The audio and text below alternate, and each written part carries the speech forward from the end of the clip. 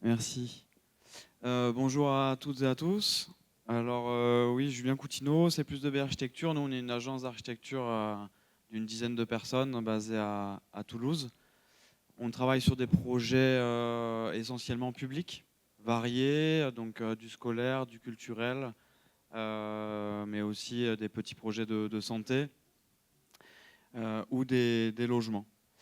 Ce qui fait notre marque de fabrique depuis le début en 2013, c'est notre forme d'engagement. On essaye de militer aussi bien que possible.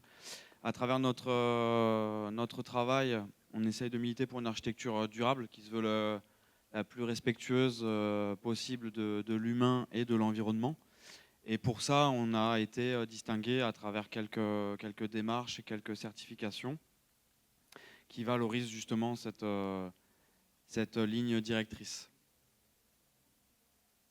Avant de développer quelques exemples, je voulais faire un avant-propos. Je pense que ça va compléter un peu ce qui a déjà été dit dans les précédentes conférences.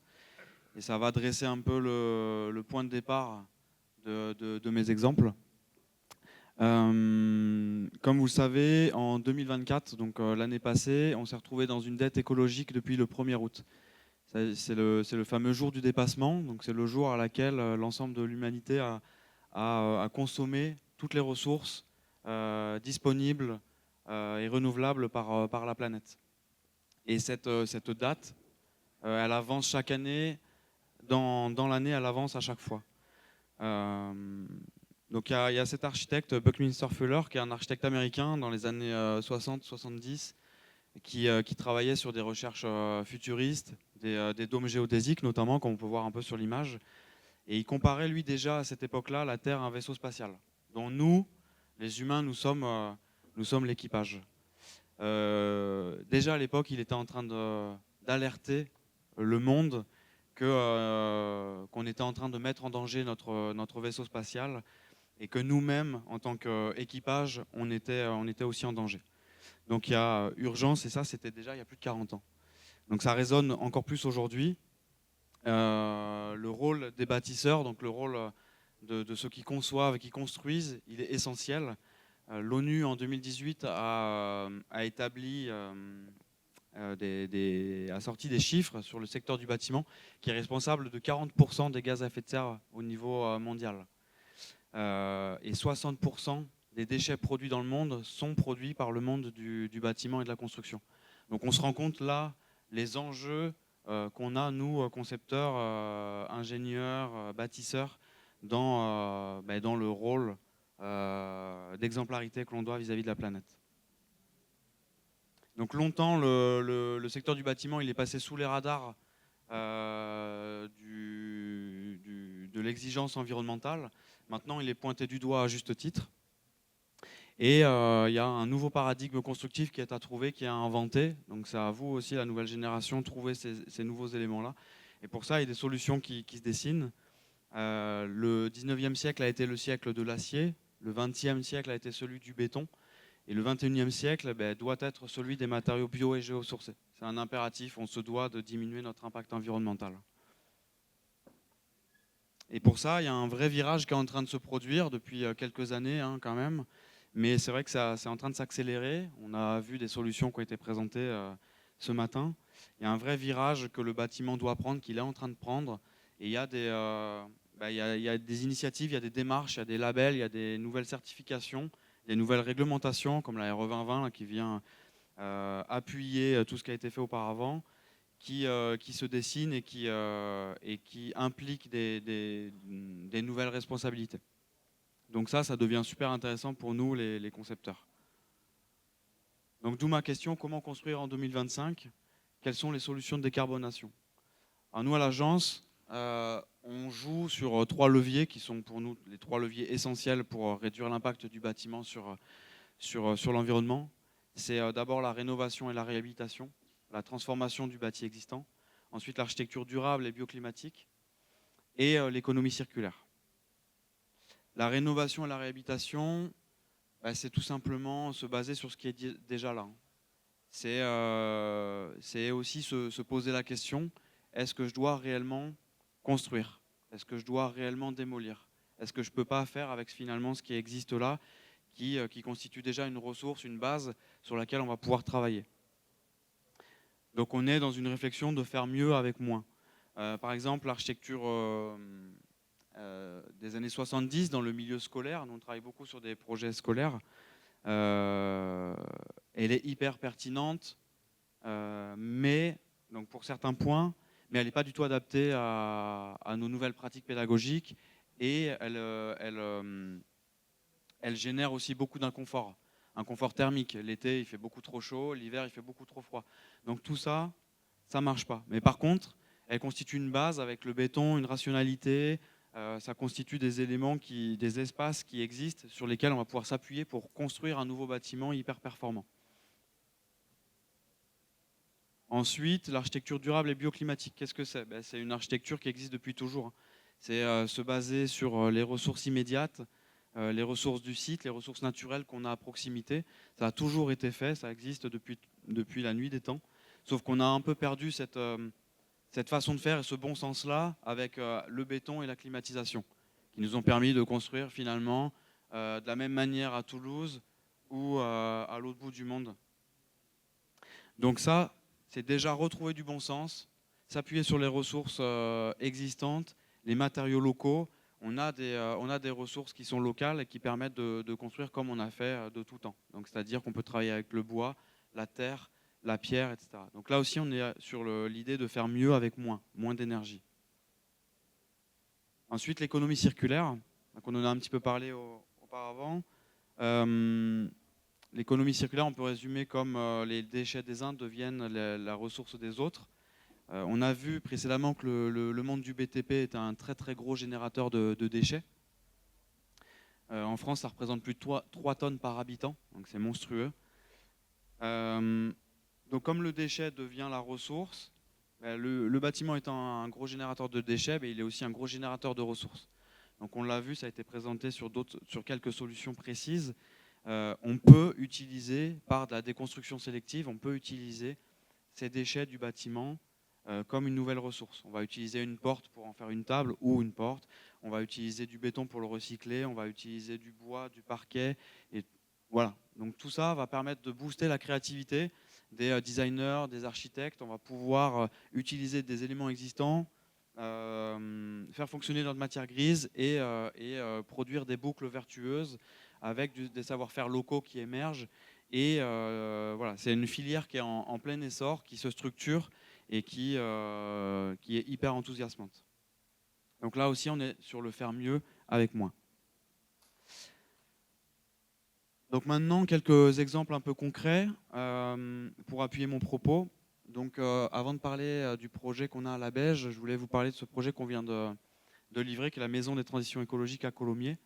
C'est un projet démonstrateur, donc c'est vraiment un projet vitrine, parce que la mairie était volontariste par rapport à ce projet-là et voulait un démonstrateur qui puisse exposer les solutions de demain dans le monde de la construction. Donc c'est un bâtiment qui vient d'être réalisé et qui se base, donc, comme je l'expliquais, l'architecture bioclimatique, qui se base sur son contexte immédiat. Donc on va utiliser le soleil pour se préchauffer. On va utiliser l'ombre du platane pour se protéger, la végétation pour se rafraîchir, les courants d'air comme la ventilation naturelle pour rafraîchir le bâtiment, etc., etc. On a fait en sorte de diminuer le béton au strict minimum, c'est-à-dire qu'il se retrouve juste dans la dalle au niveau du sol. Et ensuite, on vient construire par-dessus en bois de France et en terre crue. Alors la terre crue, elle est ici sous forme de briques. C'est des briques qui sont fabriquées dans le Tarn, donc juste à côté. La terre crue, c'est hyper intéressant parce que c'est un matériau qui est inépuisable, qui est utilisé depuis la nuit des temps, qu'on avait perdu son savoir-faire, qui revient. C'est un matériau qui a un bilan carbone exceptionnel et qui permet d'apporter de l'inertie dans le bâtiment. Là où le bois ne peut pas le faire, la terre crue apporte de l'inertie. L'inertie, ça va être le rôle d'un accumulateur thermique qui va permettre du coup de déphaser, de stocker les calories et de les relâcher. Ça va participer aussi à un très bon confort intérieur. Donc ce bâtiment, il est réalisé, il a été primé BDO Or. BDO, c'est quoi? C'est une démarche qui existe qui existe dans quasiment tout le territoire français, mais qui est porté au niveau régional. Donc BDOR, c'est Bâtiment Durable Occitanie. Niveau OR, c'est le niveau le plus abouti, le plus ambitieux de la démarche. Donc il a été valorisé. Mais je vais laisser mon confrère en parler, parce que je crois qu'il y a un BDO OR qui est présenté juste après aussi, hein, donc plus en détail. Sinon, notre conception, elle s'est basée sur une certaine frugalité, donc essayer de faire mieux avec moins, et le bioclimatisme, donc comme je vous l'ai expliqué. Ce niveau BDO OR, c'est aussi le niveau qui est atteint par le projet des associations, la maison des associations à la Beige qu'on a remporté. Et c'est un projet qui va avoir lieu juste en face, de l'autre côté de la place. On est en train de faire les études. Ce projet, pareil, donc BDO niveau OR, niveau le plus ambitieux atteint, qui valorise des projets donc exemplaires, qui poussent les curseurs assez haut sur différents critères. C'est aussi une conception qui se veut frugale et bioclimatique, donc qui se base pareil sur les éléments du contexte immédiat. C'est une architecture qui s'inspire des fermes lauragaises et qui essaye de développer beaucoup d'espaces assez généreux, mais qui sont non chauffés. C'est-à-dire qu'on va essayer de réduire les espaces chauffés pour réduire aussi la consommation d'énergie et de produire des espaces qui sont couverts ou qui sont extérieurs, qui permettent de multiples usages variés, tout en réduisant les surfaces chauffées et donc la consommation d'énergie. Donc ça a été valorisé dans cette démarche-là, le côté innovation de comment on arrive à multiplier les usages dans un bâtiment qui se veut le plus frugal possible. Et c'est un bâtiment qui respecte la RE 2020, donc la nouvelle réglementation environnementale, qui par rapport aux réglementations thermiques qui existaient auparavant, inclut un volet carbone, donc où on doit réduire l'impact carbone du bâtiment. Donc pour ça, on a construit, on a imaginé ce projet en bois. Donc là, c'est la maison des transitions à Colomiers, mais pour le projet à la Beige, ça va être la même chose. On imagine une dalle béton au strict minimum. Et ensuite, on surélève, on construit ce qu'il y a au-dessus en bois, donc en ossature et en charpent de bois. Alors le bois, il est hyper intéressant dans la construction. Hein. On sait tous ses qualités, ses nombreux atouts. Excellent bilan carbone, naturellement sain, évidemment. Très isolant, donc ça veut dire qu'on peut fabriquer de l'isolation avec de la fibre de bois, de la laine de bois. Il est stable au feu, il est propre, on peut avoir des chantiers propres, c'est-à-dire qu'on peut préfabriquer en atelier et venir monter comme un assemblage de Lego sur les chantiers par rapport à une filière plus humide. Là, on va parler de filière sèche et on va pouvoir faire du montage, donc c'est très confortable pour les ouvriers. C'est une construction qui se veut propre, on réduit le nombre de déchets, on maîtrise en tout cas la ressource. Et c'est aussi un élément qui peut permettre une architecture démontable. Donc on peut envisager des bâtiments qui ont une durée de vie limitée, qui se retrouvent ensuite sur une durée de vie illimitée, puisqu'il peut être remonté ailleurs. Ensuite, dans la maison des associations, donc à la Beige, comme à la maison des transitions écologiques à Colomiers, on pousse le curseur du low-tech. Le low-tech, ça vient en opposition au high-tech, qui vise à promouvoir la technologie, la haute technologie, avec beaucoup d'équipements techniques qui peuvent être parfois coûteux, qui peuvent être lourds, qui peuvent être complexes. Le low-tech, lui, vient proposer plutôt des systèmes simples et déjà éprouvés depuis longtemps, comme la ventilation naturelle, comme se baser aussi sur les usagers pour faire vivre le bâtiment. On compte sur les personnes qui sont là, qui vivent le bâtiment pour le faire vivre. C'est pas tout automatisé. On retrouve aussi du bon sens là-dedans. Donc, par exemple, on va travailler sur de la ventilation naturelle. On va compter sur les usagers pour ouvrir les fenêtres. Il y a des indicateurs qu'on peut installer qui font état de la qualité de l'air intérieur. Et on peut simplement, par ouverture des fenêtres, renouveler l'air et retrouver de la qualité dans l'air. On peut aussi se baser sur des modes de chauffage qui se veulent fiables. Par exemple, comme la géothermie, c'est-à-dire qu'on va puiser dans le sol des calories qu'on va restituer au bâtiment et qui vont permettre aussi l'été de profiter d'une température amoindrie pour rafraîchir le bâtiment. Sans climatisation, mais on va pouvoir proposer un rafraîchissement de quelques degrés qui va permettre un meilleur confort intérieur. Donc tout ça, le low-tech se base aussi sur les usagers, donc on se doit de faire de la concertation, de la pédagogie, des explications auprès des usagers qui vont prendre en main le bâtiment et le faire vivre de la meilleure des manières.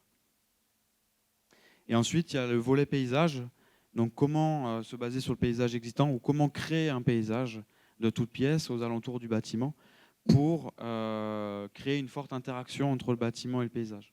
C'est-à-dire que on va avoir un paysage qui est utile, un paysage qui nourrit, un paysage qui protège, un paysage qui assainit ou qui filtre. Et donc on crée avec des paysagistes des nouveaux paysages qui vont comme ça apporter quelque chose au bâtiment et créer une relation d'interaction. Voilà, moi j'en ai fini de mes exemples et c'était en tout cas pour finir sur un point matériaux, pour dire qu'il y a beaucoup plus de solutions qui s'offrent à nous maintenant par des nouveaux matériaux. Donc on en a parlé, la terre crue, le chanvre, la paille, la pierre et des mélanges terre-fibre, mais aussi travailler sur des résidus agricoles pour réutiliser des déchets et en faire des ressources. Donc il y a aussi tout un tas de nouvelles solutions qui s'offrent à nous avec beaucoup de start-up et de gens qui réfléchissent à ces sujets-là. Et donc tout ça, c'est hyper intéressant pour l'avenir et pour créer des boucles très vertueuses au niveau local. Il y a des savoir-faire locaux qui doivent émerger à travers l'artisanat aussi. Et tout ça, voilà, c'est hyper intéressant en tant qu'architecte et concepteur pour la suite. Voilà, je vous remercie.